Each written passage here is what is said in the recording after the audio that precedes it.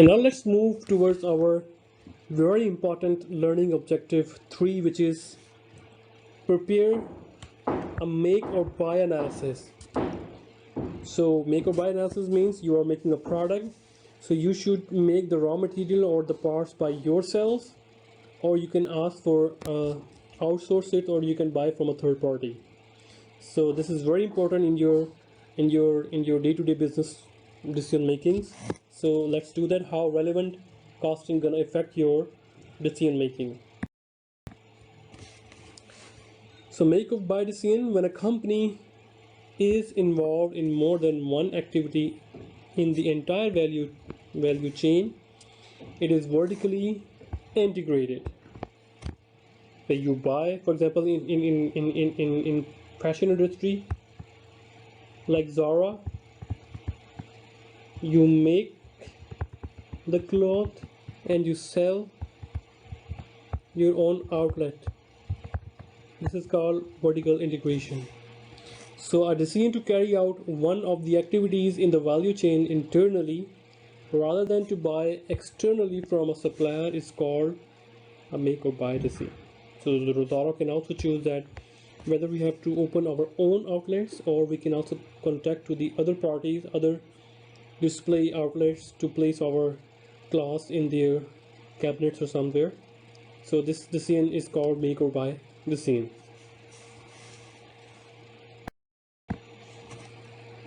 So assume that the Essex company manufactures part 4A that is used in one of its products. The unit product cost of this part is, we have direct material, direct labor, variable overhead, depreciation, supervisor salary, general factory overhead, and unit product cost is going to be 30. Right? Let's talk about this one.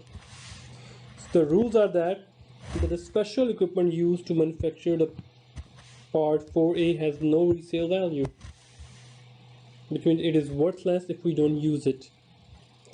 So the total amount of general factory overhead, which is allocated on the basis of direct labor hours, would be unaffected by this definition because this is general factory overhead. If we make it or if we buy it, we still have to incur this overhead. So it means that is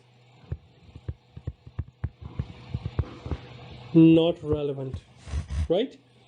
So the $30 unit product cost is based on 200,000 parts produced each year, which means part 4A costs are $30 and we are making annually 20,000 parts.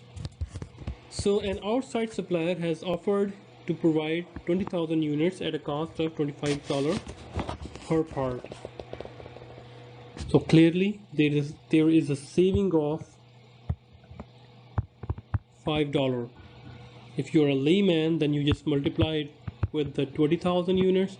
Answer is, oh my god, we are save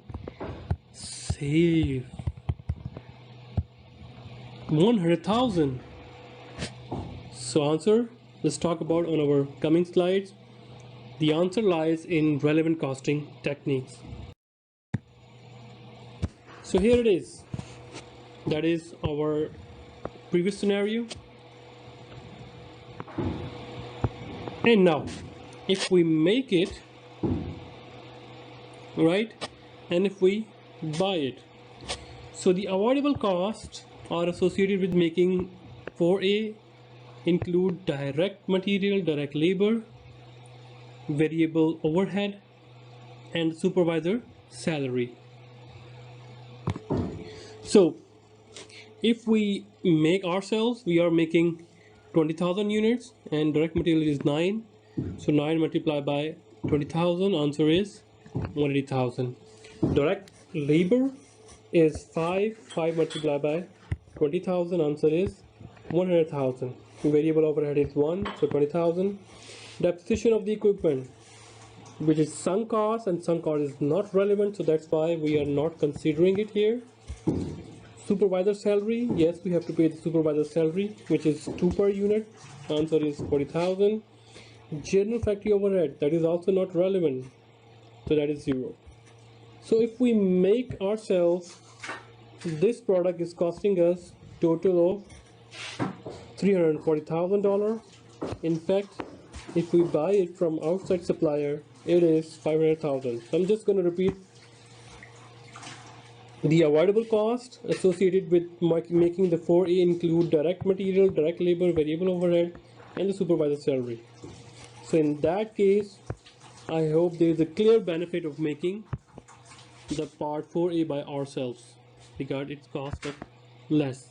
And the reason is how we allocate our fixed costs and how we allocate our sunk cost, right? But sunk cost is not relevant in either decision making, so you just ignore it. So this slide basically just to mention that the depreciation of the special equipment represents a sunk cost. The equipment has no resale value, thus its cost and associated depreciation are irrelevant to the depreciation. And in that case, the depreciation is not relevant. And now general factory overhead, not avoidable, it is irrelevant. So if the product is dropped, it will be reallocated to other products as well. So in either buy or make, you still have to pay this 10 general factory overhead as well. So that's why we can not include this and also the depreciation. In that case, it will be way less than 25. So here is our analysis. Given that the total avoidable costs are less than the cost of buying the part, excess should continue to make the part. I hope why we already explained in our earlier slides all the analysis. So now here comes the concept of opportunity cost. And opportunity cost is the benefit that is foregone as a result of pursuing some course of action, or the costs that are foregone by choosing next best alternative is also called opportunity cost.